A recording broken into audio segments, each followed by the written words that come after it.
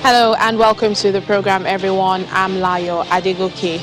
We begin with the United Nations Secretary General Antonio Guterres condemning an attack on peacekeepers in Mali that left 4 Chadian peacekeepers killed and 34 others injured. According to his spokesperson, Stefan Dujarric, Mr. Guterres also commended the courage and bravery of the peacekeepers who repelled the attack by armed combatants against one of their camps. The Secretary General, of course, condemns the attack in the strongest terms.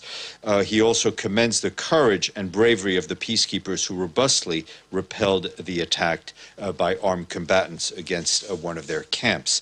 The Secretary General conveyed his heartfelt condolences to the government and people of Chad and extends his profound sympathies to the families of the victims. He wishes a swift recovery to all the peacekeepers injured.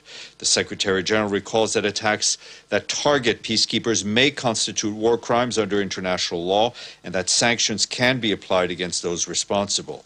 He calls on the Malian authorities to spare no effort in identifying the prompt holding to account of the perpetrators of this heinous attack. Colleagues there say they remain alarmed by the Survivors of the insurgency in Mozambique's Palma region are seeking refuge in neighboring Pemba as nearly 2,000 people fleeing have arrived, according to the International Organization for Migration.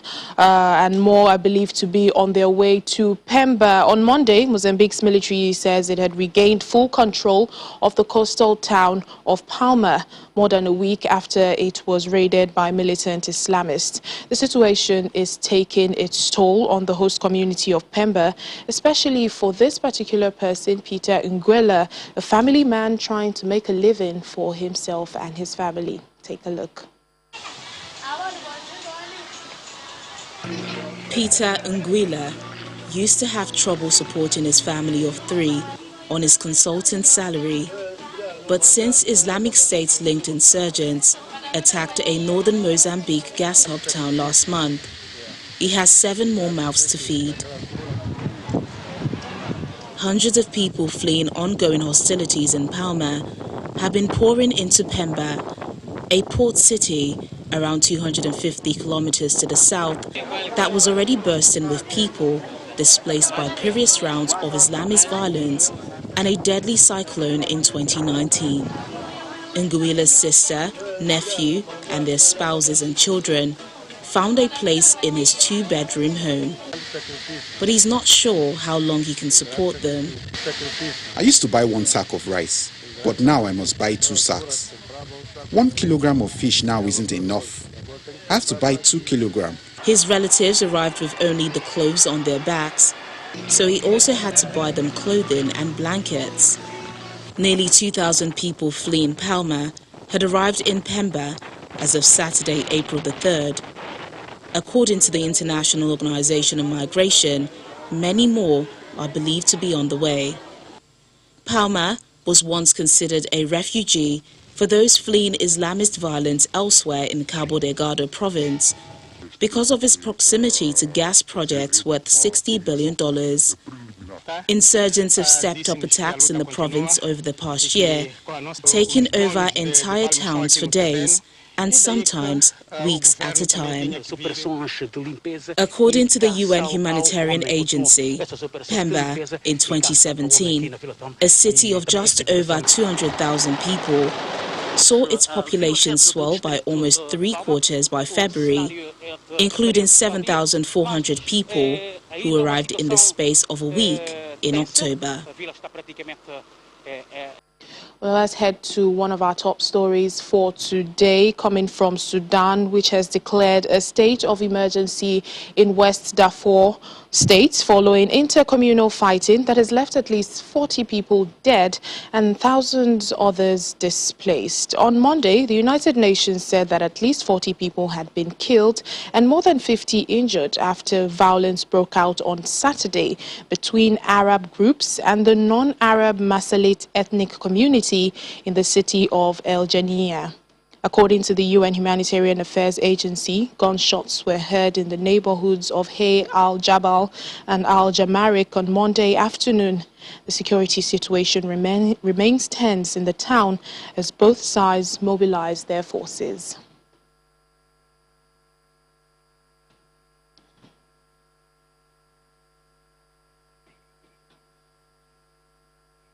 Meanwhile, the U.S. Secretary of State Antony Blinken on Monday has spoken with his Sudanese counterpart, Prime Minister Abdallah Hamdok, about the country's efforts to advance the peace process and political reforms in the country.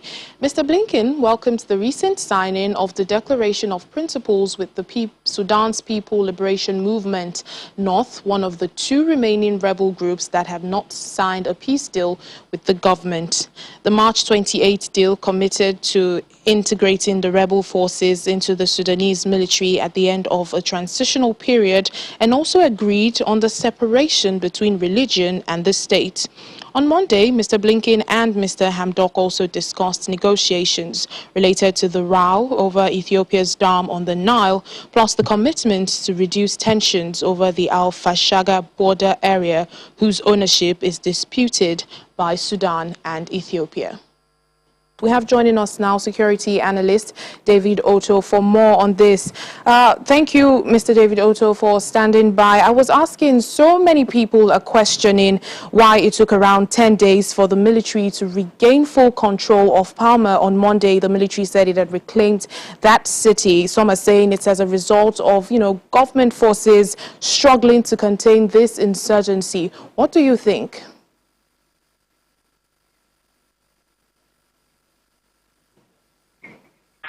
Terrible, asymmetric nature of warfare. It will be very difficult for the government to actually get hold of the situation under control in a very quick period of time. So I do understand the dynamics of this kind of warfare, but I think there is no win-win situation here. If the government has been able to get the people out of, get the terrorists out of Palma, it's still very early because, the jihadists have a way of always going back to various areas. So I think, we have to look at it from a very early analysis, but it's good news that this area has been recovered. Well, what role, if any, do regional powers have to play in this situation? Because already the Southern African Development Community, SADC, is afraid that this insurgency could spread regionally. The regional powers have a big role to play. I mean, we've seen the same scenario like in the Lake Chad Basin, where you've got not just Nigeria getting involved, but other countries in the Lake Chad. All the South African countries, but also the East African partners have a key role to play. Most often, the fight is happening in Mozambique, but the planning and preparation, but also some of the support will be coming in from different of these countries. So I think all the regional powers coming together will make a big impact to this crisis. Well, just finally, now that Palma has been reclaimed, what can the government, the Mozambican government, do in order not to lose these gains that have been made? It's very difficult to really do something permanent because you're talking about an asymmetric warfare here. Most often, these jihadists will come and they will disappear. They will be taken out by the state. They will still be able to come back to these areas to carry out their attacks. So I think it comes down to building a civil military relationship with the local population and ensure that whenever these jihadists, are trying to come back to these areas, there is an early warning sign, and the government is aware of this. This kind of warfare is not one that can be won outright. All right then, security analyst David Otto, thank you so much for speaking to us on the program. Thank you. Kenyans have begun signing an online petition asking the International Monetary Fund, IMF, not to give the government any more loans, citing corruption. Through the hashtag #StopLoaningKenya, citizens have circulated an online petition link while also giving more reasons why no more lending should occur. The discussion started days after the IMF approved a 257 billion Kenyan shillings loan for Kenya to aid aid in the COVID-19 response. The local Daily Nation newspaper reports that Kenya's public debt has grown by more than 1 trillion shillings in the last year. However, Kenya's Treasury Secretary, Uko Yatani, has defended the loan, saying it is important for the recovery of the economy.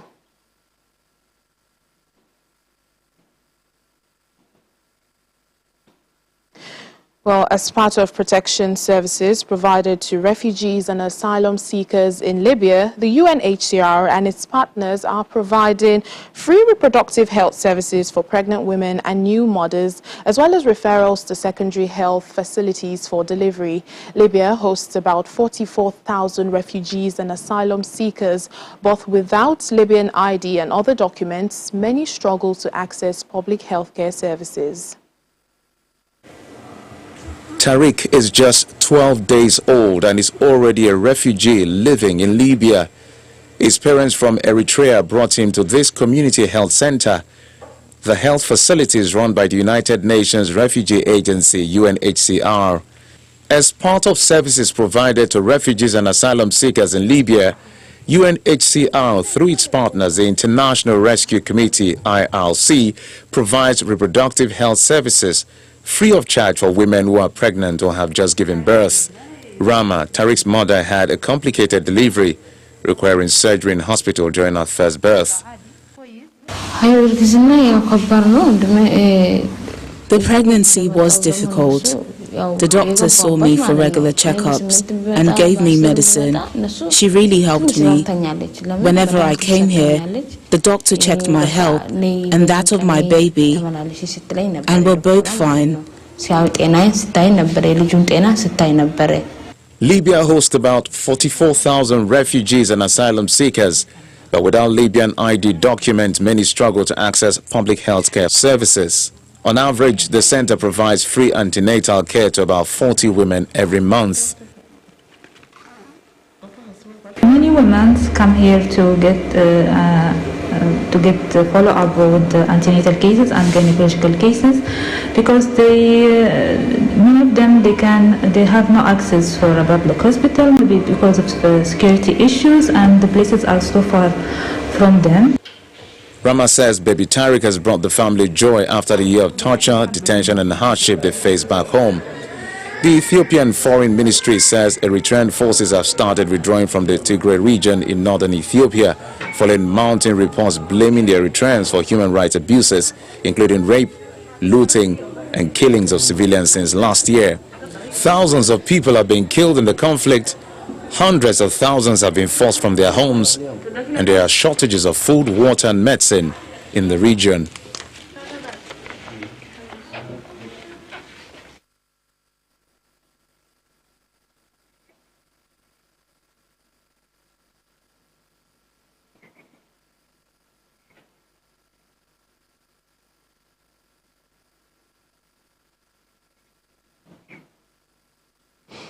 Well, back here in Nigeria, members of the Academic Staff Union of Polytechnics will begin an indefinite strike from midnight. The decision, which was announced after the union and representatives of the federal government failed to reach an agreement at a meeting, the ASUP national president, Anderson Ezebe, highlights reasons for the intended strike. Sensitivity of the government over the years, while of course some of the issues are just emergent ones that need the intervention of the government, at this time. Part of the issues, some of them that have lingered, over time has to do with the non-implementation of the needs assessment report of public polytechnics and colleges of technology in Nigeria, which was carried out, by the government in 2014. And since then, after uncovering, a funding deficit for the sector of over 800 billion, the government of Nigeria, successive governments have not released a penny to bridge, this funding gap. And as we speak, the gap is getting, wider with the depreciation in the nation's, currency. The gaps are just getting, wider. And of course, you must have heard, of the situation in a lot of the state-owned institutions where we have For instance, in Abia State Polytechnic, about where we have our members, they are owed for 24 whole months, which is 2 years of salaries unpaid. And we expect these lecturers to be producing young men and women who are expected to transform this nation. Certainly, there is no future in that direction. For our members in the federal polytechnics, we are owed. Our members are owed 10 months in arrears of the new minimum wage implementation, and that is since April 2019. As we speak, in federal polytechnics in Nigeria, we don't have governing councils since May 2020, which is already, disturbing the smooth operations, of the institutions. Some of the polytechnics, as we speak, have chief executive officers, in temporary, appointments or acting capacities, and this is not, ideal. This is not ideal, and this lies within the purview, of governing councils to perform. Promotions cannot be effected in the sector because governing councils have been dissolved for nearly 1 year now, and we think that this is not, proper. We think that the government should, pay more attention to, to the polytechnics and get our problems solved. Our ultimatum has been there since March last year, and the COVID-19 enforced shutdown of the nation's economy stopped us actually from embarking on a strike, and at the same time, of course, gave the government, ample time, ample opportunity to resolve the issues. But unfortunately, more than 1 year down the line, none of these issues have been resolved, as a matter of fact. We still have, our people who have been victimized, dismissed because of the activities in our union, which is not right, which is not proper. We have the issues, we have with the Office of the Accountant General of the Federation, making, demands of more than 20 billion, in purported tax liabilities for about 20 of the federal polytechnics spanning between 2002 and 2018. And these are very spurious claims. No verifications we are done. Some of the institutions have not even been in existence as at 2002. And the government, through the Office of the Accountant General of the Federation, wants to transfer this burden, to the workers. And that's it on Network Africa for today. Thank you so much for watching. I'm Layo Adegoke.